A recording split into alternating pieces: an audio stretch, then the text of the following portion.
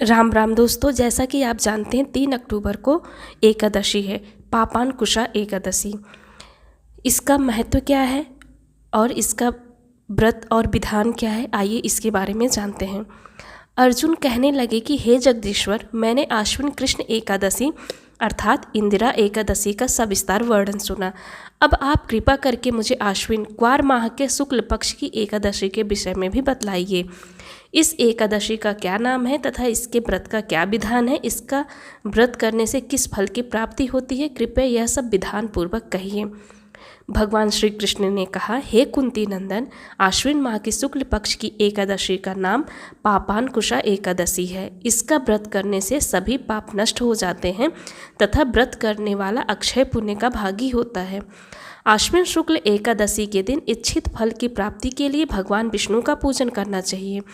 इस पूजन के द्वारा मनुष्य को स्वर्ग लोक की प्राप्ति होती है। हे अर्जुन, जो मनुष्य कठिन तपस्याओं के द्वारा फल की प्राप्ति करते हैं, वह फल इस एकादशी के दिन क्षीर सागर में शेष नाग पर शयन करने वाले भगवान विष्णु को नमस्कार कर देने से मिल जाता है और मनुष्य को यम के दुख नहीं भोगने पड़ते। मनुष्य को पापों से बचने का दृढ़ संकल्प करना चाहिए। भगवान विष्णु का ध्यान स्मरण किसी भी रूप में सुखदायक और पापनाशक है, परंतु पापांकुशा एकादशी के दिन प्रभु का स्मरण कीर्तन सभी क्लेशों व पापों का शमन कर देता है। पापांकुशा एकादशी व्रत कथा।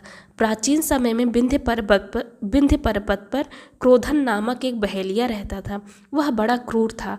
उसका सारा जीवन हिंसा, लूटपाट, मद्यपान और गलत संगति पाप कर्मों में बीता। जब उसका अंतिम समय आया तब यमराज के दूत बहेलिये को लेने आए और यमदूत ने बहेलिये से कहा कि कल तुम्हारे जीवन का अंतिम दिन है, हम तुम्हें कल लेने आएंगे। यह बात सुनकर बहेलिया बहुत भयभीत हो गया और महर्षि अंगिरा के आश्रम में पहुंचा और महर्षि अंगिरा के चरणों पर गिरकर प्रार्थना करने लगा, हे ऋषिवर, मैंने जीवन भर पाप कर्म किए हैं, कृपा करके मुझे ऐसा कोई उपाय बताइए जिससे मेरे सारे पाप मिट जाए और मोक्ष की प्राप्ति हो जाए। उसके निवेदन पर महर्षि अंगिरा ने उसे आश्विन शुक्ल की पापांकुशा एकादशी का विधि पूर्वक व्रत करने को कहा। महर्षि अंगिरा के कहे अनुसार उस बहेलिये ने यह व्रत किया और किए गए सारे पापों से छुटकारा पा लिया और इस व्रत पूजन के बल से भगवान विष्णु की कृपा से वह विष्णु लोक को गया। आज के यमदूत ने इस चमत्कार को देखा तो वह बहेलिये के बिना ही यमलोक वापस लौट गए। तो राम राम दोस्तों, आप सभी को पापांकुशा एकादशी की हार्दिक बधाई। इस दिन आप विष्णु भगवान जी का पूजन, सभी को पता है विष्णु भगवान जी का पूजन किया जाता है और इस दिन चावल नहीं बनता है, चावल का भोग नहीं किया जाता है।